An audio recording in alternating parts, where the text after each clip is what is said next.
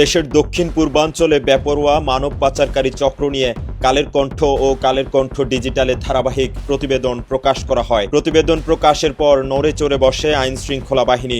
এর ধারাবাহিকতায় ২৪ জানুয়ারি মানব পাচারকারী চক্রের গোপন আস্তানা টেকনাফের কচ্ছপিয়ার গহীন পাহাড়ে অভিযান পরিচালনা করে টেকনাফ থানা পুলিশ।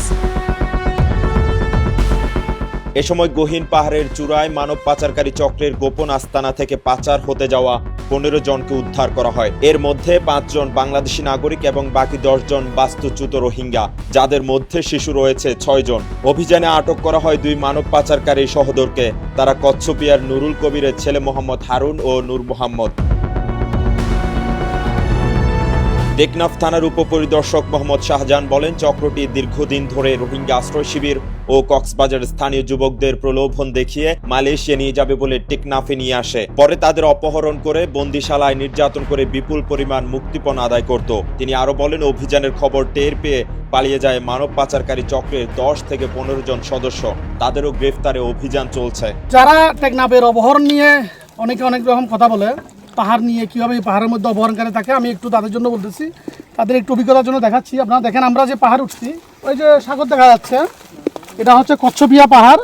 কচ্ছপিয়া দিয়ে আমরা ওই প্রথম পাহাড় উঠেছি। প্রথম পাহাড়ের চূড়া থেকে দ্বিতীয় পাহাড়, তৃতীয় পাহাড়, চতুর্থ, পঞ্চম, এটা আমরা ষষ্ঠ পাহাড়। এই ষষ্ঠ পাহাড়ের পরেও দেখেন এখানে শত শত পাহাড় চতুর্দিকে। আমার এদিকে হাতের বামে ৩৫ কিলোমিটার পাহাড়, এটা এদিক দিয়ে কক্সবাজার চলে গেছে। আর এদিকে দেখেন এটা প্রায় ১২ কিলোমিটার, এদিক দিয়ে নীলা চলে গেছে।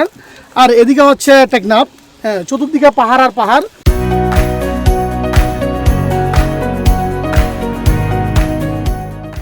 শুধু এখানে পাহাড়ের মধ্যে শুধু এই রোহিঙ্গা অপহরণ না, আমরা এখানে ড্রোন উড়াইছি, উড়াই চতুর্পাশে দেখছি। হ্যাঁ, এখানে কারা কীভাবে অবস্থানে আছে, এখানে কোনো লোকজনকে দেখা যাচ্ছে না, কারণ এত পাহাড় পর্বত, এখানের মধ্যে কোনো মানুষ ঢুকলে কিন্তু আসলে তাদেরকে দেখা যাবে না। এখানে শুধু ক্রিমিনাল নয়, এখানে দেখেন এটা অভয়ারণ্য, এখানে বিভিন্ন বন্য হাতিরা আছে। এই যে এখানে বর্জ্য দেখা যাচ্ছে, এগুলো হাতির, এখানে হাতি বিচরণ করে। হাতি ছাড়াও বিভিন্ন রকম সাপটা বিভিন্ন প্রাণী আছে। এরপরেও টেকনাফের মানুষের জন্য এখান থেকে অপহরণ মুক্ত করার জন্য আমাদের মাননীয় এসপি স্যারের দিক নির্দেশনায়, সার্কেল স্যারের সহযোগিতায় এবং আমাদের অফিসার ইনচার্জ স্যার টেকনাফ স্যারের নেতৃত্বে আমরা এই পাহাড়ে প্রতিদিন অভিযান করতেছি। এবং আমরা যা কিছু বিনিময়ে হোক না কেন, এই পাহাড় থেকে আমরা অপহরণকারীদের, সন্ত্রাসীদের মুক্ত করবো ইনশাল্লাহ। এবং সেই জন্য আমরা আমাদের কার্যক্রম, গোয়েন্দা কার্যক্রম, সকল ধরনের কার্যক্রম আমরা পরিচালনা করতেছি। শুধুমাত্র এটা একটু দেখাচ্ছি, কারণ মানুষ মনে করে যে, মনে করেন একটা পাহাড়, মনে করে যে কচ্ছপিয়াতে মনে করেন একটা পাহাড়ে মনে হয় অপরাধী রাখা। আসলে একটা পাহাড় নয়, যখন আপনি একটা পাহাড়ে উঠবেন তখন ওইখান থেকে শত শত পাহাড় আর পাহাড়। এখানে পাহাড় ছাড়া কিছু নাই, চতুর্দিকে শুধু পাহাড়। এটা এমন নয় যে একটা দুটা পাহাড় এখানে মানুষ থাকে। এখানে যদি আপনি ৩৫ কিলোমিটার পাহাড় হেলিকপ্টার দিয়ে যদি আমরা এখানে অভিযান করি, এরপরে কিন্তু এই পাহাড়গুলো শেষ হবে না। গেল ৩ মাসে মানব পাচারকারী চক্রের হাত থেকে উদ্ধার হয় ২ শতাধিক রোহিঙ্গা নারী, পুরুষ ও স্থানীয় লোকজন। এ সময় আইন শৃঙ্খলা রক্ষাকারী বাহিনীর হাতে আটক হয় চিহ্নিত বেশ কয়েকজন মানব পাচারকারী। কক্সবাজার থেকে মিশু দাশগুপ্ত ও শওকত ইসলামের পাঠানো তথ্য ও ছবিতে ডেস্ক রিপোর্ট, কালের কণ্ঠ, চট্টগ্রাম।